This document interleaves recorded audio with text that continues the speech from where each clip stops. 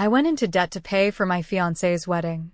A month later, she told me that if I truly loved her, I would also pay for her sister's first year of rent, or everything would be canceled. So, I canceled first, and the way she found out was unforgettable. I never imagined my love story would end like this. I'm an ordinary man.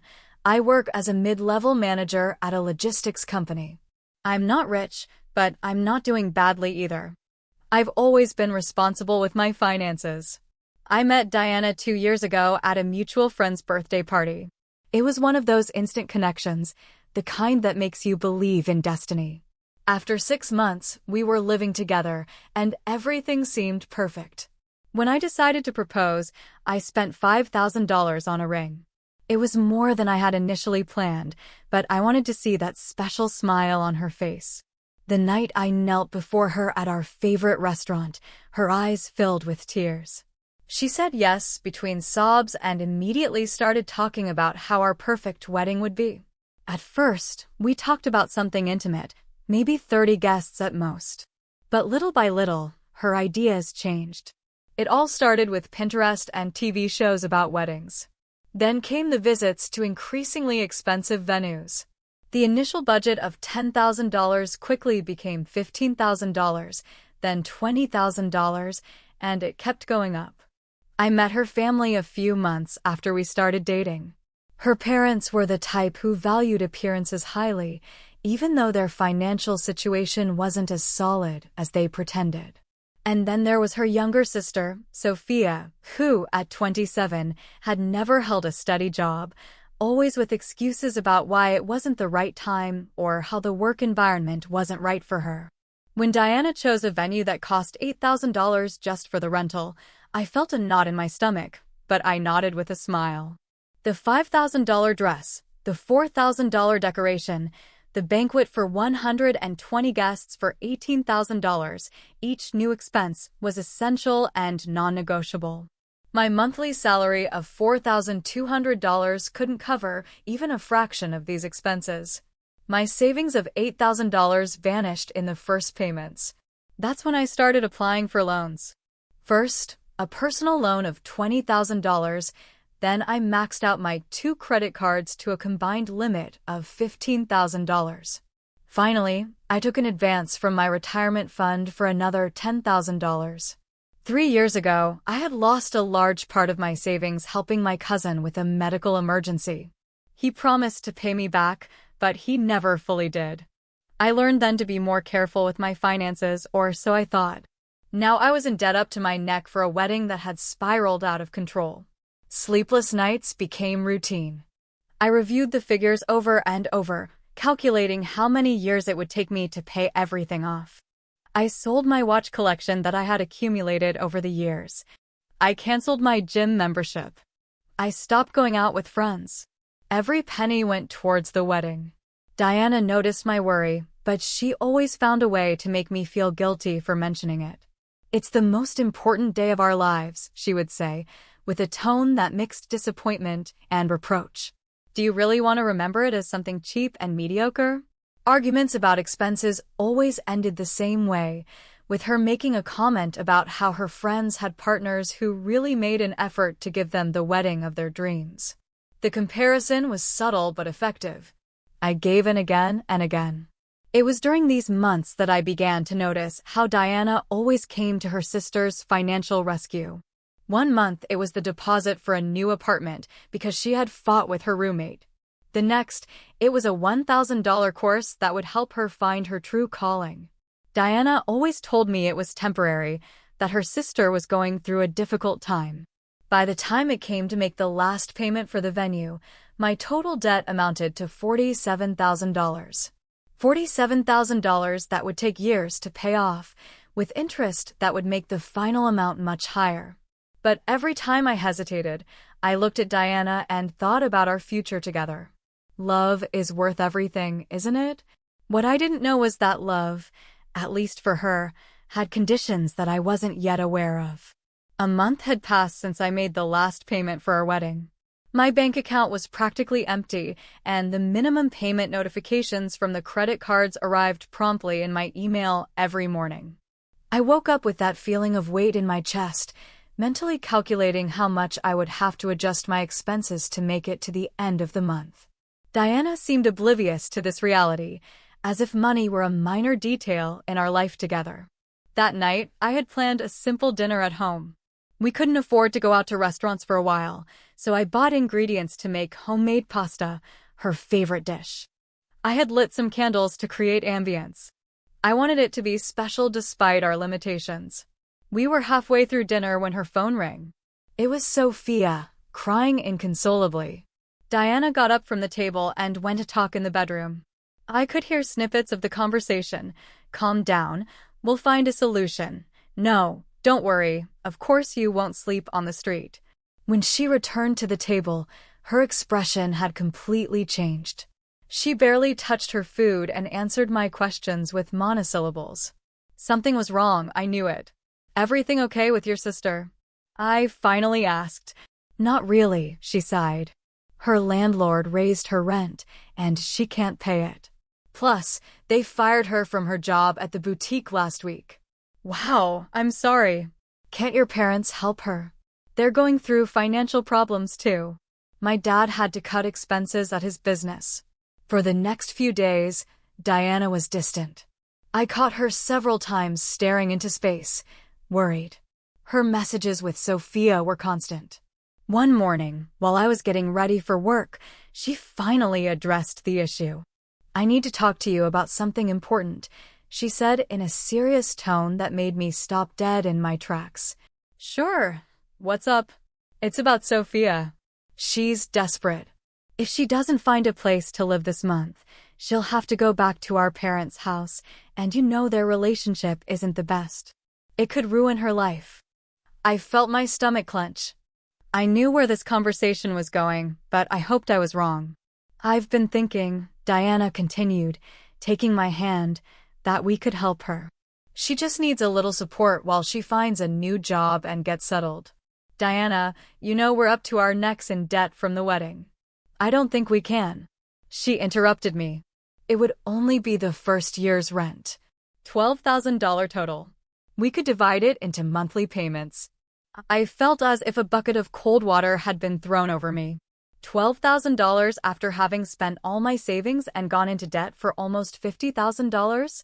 It's impossible, I said, trying to remain calm. We simply don't have that money. Diana withdrew her hand from mine, and her face changed.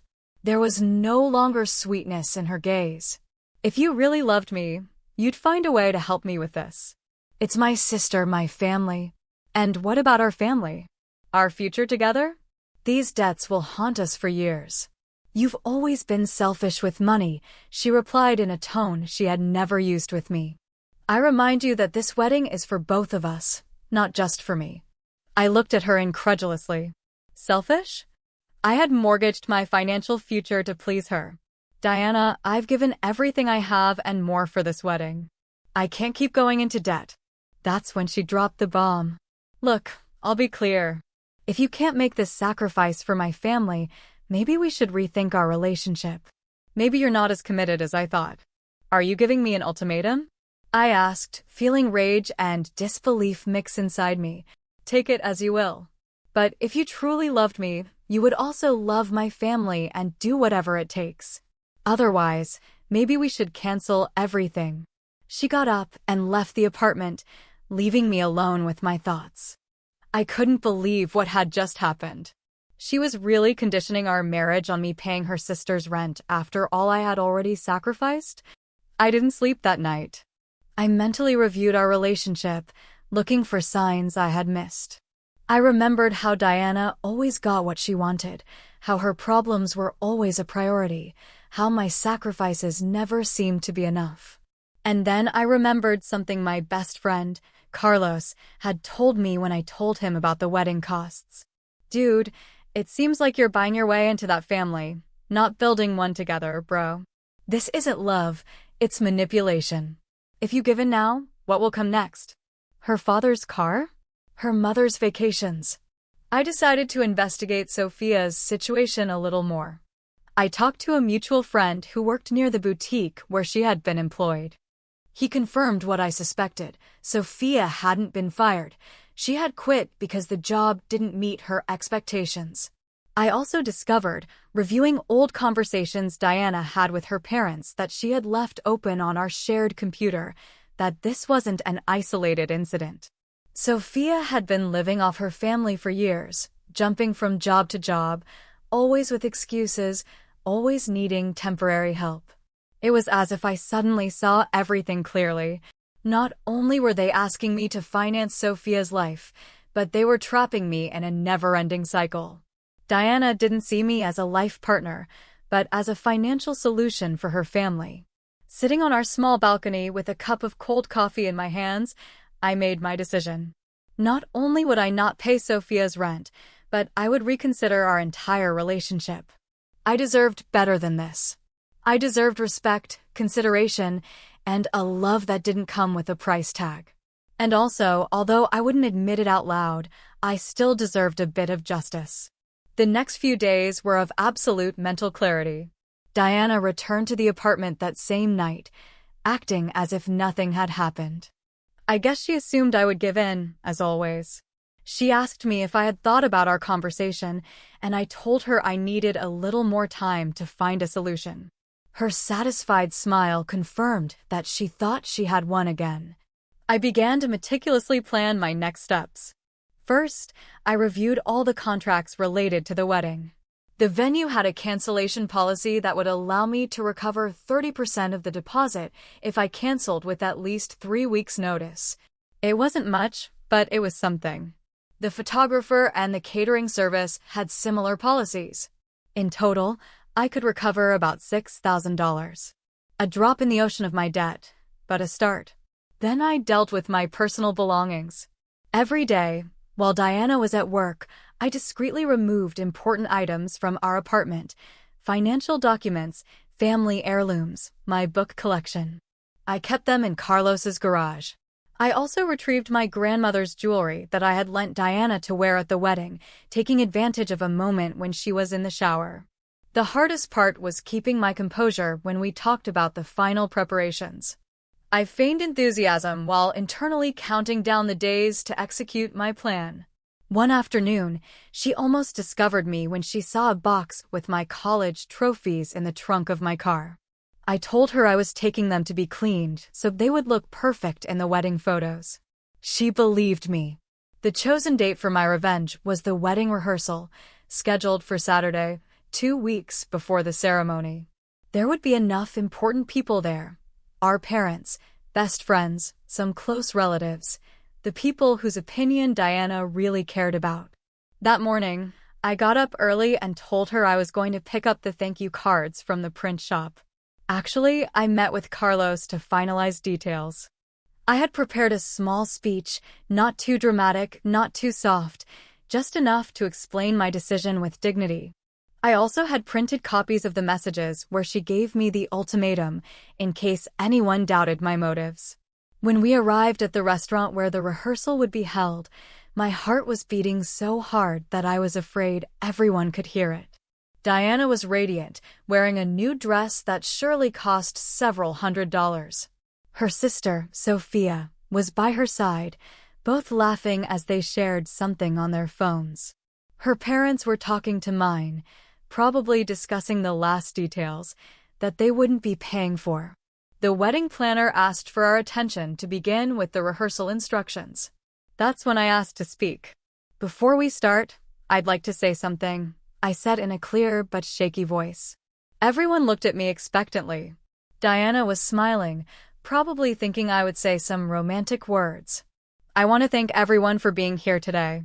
I know you've taken time out of your busy schedules to be with us at this important time.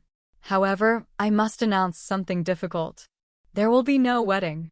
The silence that followed was absolute. I saw Diana's smile freeze and then slowly fade. "What are you saying?" she asked in a whisper. "Diana, I loved you deeply. I went into debt for $50,000 to give you the wedding of your dreams. I sold personal possessions, sacrificed my financial stability, all to make you happy. But a week ago you gave me an ultimatum. Either I paid $12,000 for your sister's rent, or you canceled our wedding. You told me that if I really loved you, I'd find a way to do it. Murmurs began to spread through the room. I saw her parents exchange uncomfortable glances. Well, I found a way. Not by paying any more, but by valuing myself. True love doesn't come with conditions or ultimatums. It's not a financial transaction. And I certainly shouldn't ruin my future to support your sister, who, by the way, wasn't fired as you told me. She quit. Again. Diana tried to interrupt me, but I raised my hand gently. I've canceled the contracts that I could.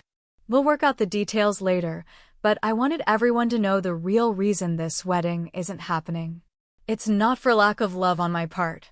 It's because I finally understood that I deserve something better. I took off my engagement ring and placed it on the table. Then I looked directly at Diana's parents. I suggest you start looking for another source of funding for your family's whims. This is over. The reaction was exactly as I had imagined. Diana went from shock to fury in a matter of seconds. She started yelling that I was twisting things, that I was a cheapskate, that she deserved better. Her parents tried to calm her down while Sophia glared at me with hatred. My parents, who had never been entirely convinced of this relationship, stood up to accompany me to the exit. Some mutual friends approached to express their support discreetly. One of them, who worked in finance, offered to help me restructure my debts. Another told me that he had always thought Diana was too much of a princess for me. Months later, I'm still paying off the debts of a wedding that never happened, but each payment feels different now. It's no longer a reminder of my weakness, but of my strength, of the time I finally set a limit and valued myself. Diana tried to contact me several times afterward, alternating between apologies and accusations. I never responded. A month ago, a mutual friend told me that she's still single and that her parents had to sell their vacation home to help Sophia with her latest financial emergencies. I suppose I could feel some satisfaction about that, but honestly, I only feel relief. Relief at having escaped before it was too late, before forever really meant a lifetime of manipulation and financial exploitation. If there's anything I learned from all of this, it's that true love doesn't ask you to destroy yourself to prove it. It doesn't come with conditions or ultimatums. And it certainly doesn't have a price. Next time, I'll look for someone who values me for who I am, not for what I can provide. And in the meantime, every payment I make on my debts reminds me that sometimes the price of freedom and self-respect is high, but it's always worth paying. True love doesn't demand impossible financial sacrifices or come with ultimatums. Recognizing your worth and setting clear boundaries isn't selfishness, it's self-love. Sometimes, the most difficult decision, walking away from someone who manipulates your feelings, is also the most liberating one. Remember, a healthy relationship is built on mutual respect, not on economic transactions or unreasonable demands. Don't forget to subscribe to the Echoes of History channel to receive more content like this every week. Like this video if you identified with the protagonist's situation and leave a comment telling us your opinion. Did he do the right thing by canceling the wedding that way?